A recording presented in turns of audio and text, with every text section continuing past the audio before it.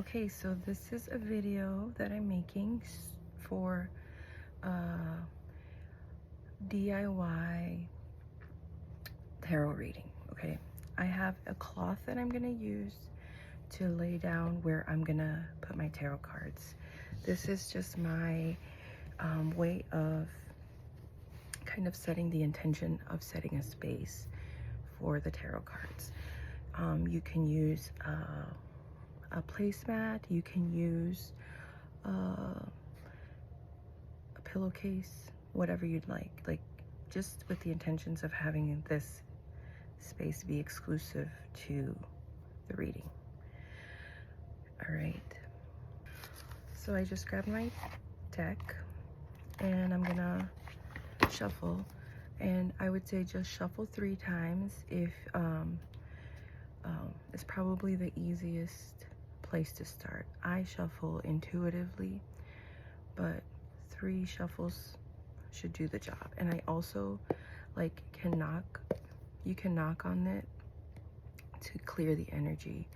And then as you use your tarot deck more, you start developing like an energy connection with it, and so it recognizes like your energy field, and it'll help you bring the message more clear. Okay, so knock 3 times and then shuffle 3 times. So that's what I'm gonna do.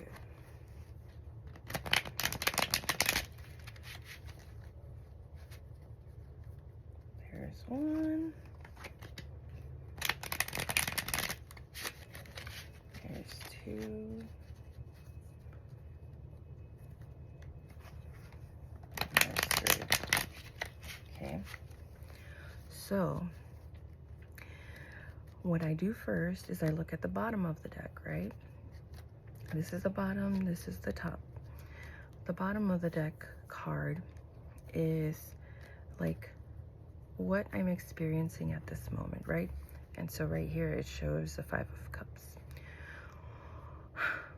To me, what this card indicates is, you know, you kind of observe it, and it looks like someone is looking at emotions, right, that are heavy, that are sad, that are, you know, these overflowing emotions, right? So it's like they're focused on the sadness in their life, the grief in their life, but behind them there's 2 cups that are upright, and these cups are like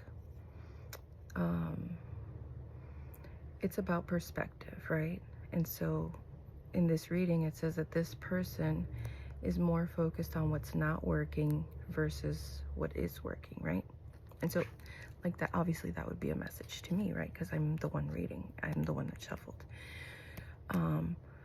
So I'm gonna do 4 cards, right? So the first card that I pull is going to be so this is like my energy, but the first card is how I feel about the situation, right? So it's the 3 of Swords. The 3 of Swords is a card of heartache, heartbreak, betrayal, you know, things that you would connect to having, essentially. Like swords also represent words or thoughts, right? So thoughts affecting your heart space, right? And so you can see how these 2 kind of go hand in hand, of like, this to me would say depression, right? All right, so this is how you feel in the moment, right? That's the first card. The second card is what is happening in your space, and I got the Lover's card. So the Lover's card would be like harmony, balance. It is like things that are working out well. I'm covering their body parts, but you know, things being balanced out. And so the advice is, you know, even though things feel heavy, truly, you know, something's working out in my favor. Like how can my perspective shift to see it more from a space of love, right? And the next card is, you know, how do I take action? Like, these are kind of, you know, leading you to what you should be focusing on, right? So moving forward, the Queen of Wands represents feminine energy. So creation, love, passion, right? And the Wands is also a passion card, and it's also a card for creative and like action. So it's also connected to the solar plexus for the chakras. And especially with me seeing like yellows and oranges and reds, so that's like the chakra right above your belly button, right below your belly button, and then your root. So balancing out those things too. Like, it might sound like I'm blah. I feel like I'm just speaking nonsense, but I hope it makes sense. And so these are to move forward, like take action, like do what you love to do, essentially. Do what you love to do. Take action, but do it like with what drives you, where your passions lie, right? And so I feel like in a way I'm doing that right now, because I am showing someone how to do their own reading. All right, and the last card is the Justice card, which is a great card to get in the context of this reading. And justice, it really means like, you know, it's someone that's appointed like a judge, right?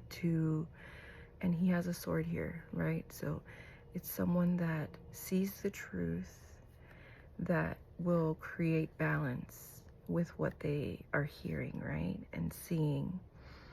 And so this to me tells me that I really shouldn't be worried, you know, about these things, because this is my truth, right? This is where I should be focused on. I should be focused on creating what I love. I should be focused on creating something that is aligned with something that I feel passionate about, right? So that was a very simple 4-card reading that I did, and I hope that it helps you. I hope you can figure out, you know, the flow where you feel comfortable enough to see what you're reading.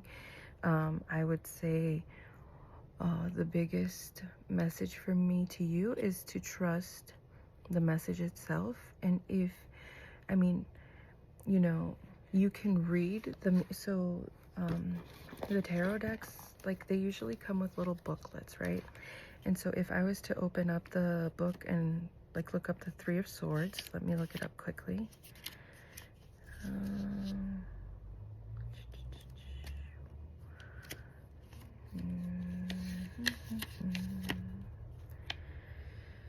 All right. So the 3 swords piercing the heart, cloud and rain behind. So the divine meaning is removal, absence, delay, division, rupture, dispersion. So, you know, I kind of read it from like a sense of knowing